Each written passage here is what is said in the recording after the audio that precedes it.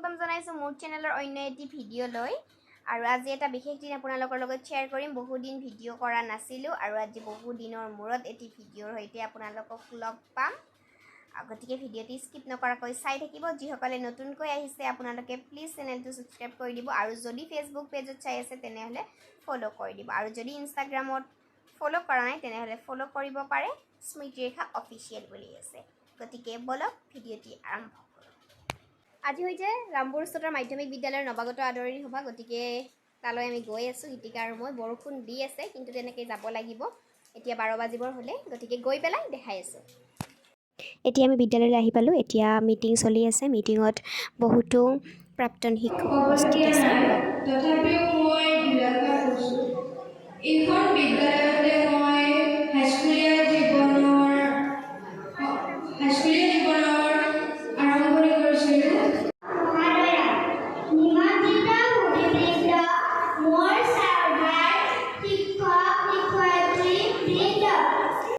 আজিৰ নৱাগত আদৰণি সভাৰ সাংস্কৃতিক অনুষ্ঠানৰ আধ্যৰা হিচাপে মই আছো গতিকে ইয়াত মই যিখিনি ক্লিপ ল'ব পাৰো আপোনালোকক ল'ম গতিকে প্ৰথমতে মই আমাৰ স্কুললৈ অহা সমূহ ছাত্ৰ-ছাত্ৰীসকলক আৰু হৈ জনাইছো